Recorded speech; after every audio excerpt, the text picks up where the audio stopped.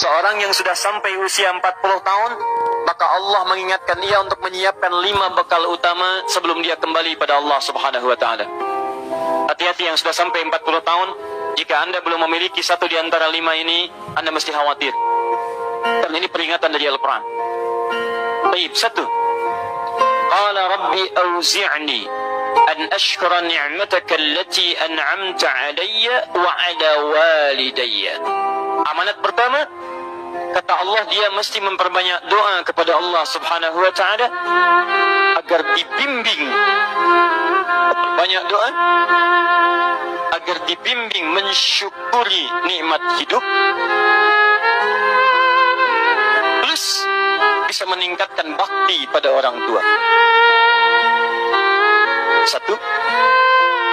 Rabbi auzi'ni an ashkura ni'mataka allati an'amta 'alayya wa 'ala walidayya. Perhatikan baik-baik. Ya Allah, mohon bimbing saya untuk selalu bisa mensyukuri segala nikmat yang telah Engkau berikan pada saya sekarang, 1, dan pada kedua orang tua saya.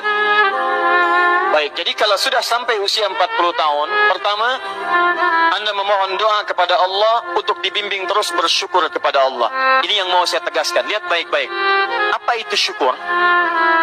Tidak ada makna lain dari syukur yang tertuang dalam Al-Quran dan hadis kecuali ungkapan kebahagiaan atas nikmat yang Allah berikan kepada kita dengan cara menggunakan nikmat itu sesuai dengan fungsi yang telah Allah tetapkan.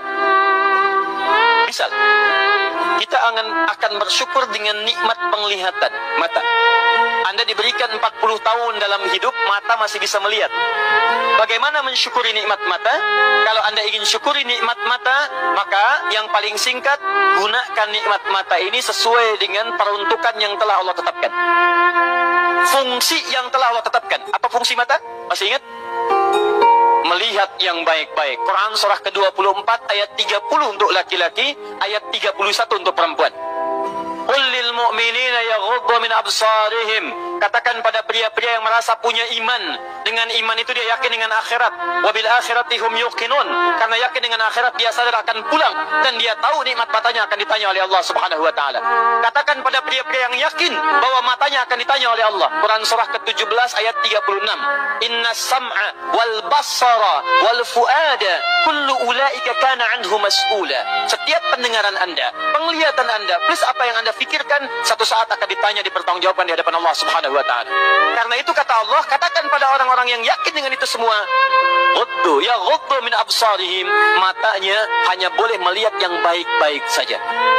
Yang tidak baik, palingkan. Ibu juga sama, ayat 31-nya. Wa kullil mu'minati yaghdudna min absarihinna. Katakan pada perempuan yang merasa yakin dengan Allah, yakin akan pulang, yakin akan ditanya, matanya hanya boleh melihat yang baik-baik saja menurut Allah. Yang tidak baik, palingkan. Di ghaddul basar itu bukan nggak boleh lihat, Pak. Ghaddul basar itu silahkan lihat, tapi ketika yang dilihat tidak baik menurut Allah, maka palingkan dari itu semua. Ini tidak tepat, teman-teman sekalian. Anda hanya mengucapkan alhamdulillah ya, sampai sekarang penglihatan masih baik. Belum cukup. Baik itu dipakai lihat apa? Penglihatannya baik, tapi masalahnya yang dilihat baik tidak. Itu poinnya. Maaf, ada anak usia 4 tahun, Bu, Pak, tidak bisa melihat.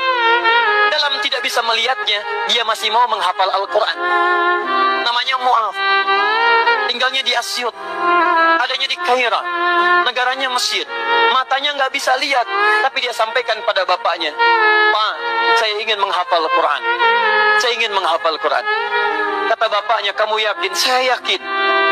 Baik, keluarga sederhana, punya cuman motor yang sangat luar biasa tidak bagusnya. Dimodifikasi dashboardnya, menempuh jarak kisaran 20 km. Datang pada syekhnya, bapaknya kemudian membonceng, muadnya di belakang. Teman-teman sekalian, setiap berangkat datang pada syekh, dapat hafalan baru, bapaknya tulis ayatnya, disimpan di dashboardnya. Di jalan lihat ke sini, lihat ke jalan, lihat ke sini, lihat ke jalan. Mu'adz bacakan ayatnya, bapaknya mendengarnya. Secara singkat, tiba-tiba setelah itu fasenya berakhir, jadilah anak ini hafal Quran. Yang ngantar belum hafal Quran, yang diantar nggak bisa lihat hafal Quran. saking mudahnya Al-Quran, yang nggak bisa lihat bisa hafal Quran. Tapi bapaknya dapat pahala dari transferan anaknya. Perhatikan baik-baik. Begitu dibacakan Qurannya, bagus makhrajnya, viral kisahnya.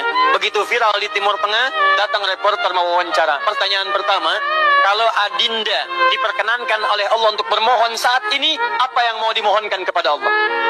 Reporter ini mengira dia akan meminta doa seperti ibunda Imam Al-Bukhari bermohon kepada Allah supaya Al-Bukhari disembuhkan dari butanya.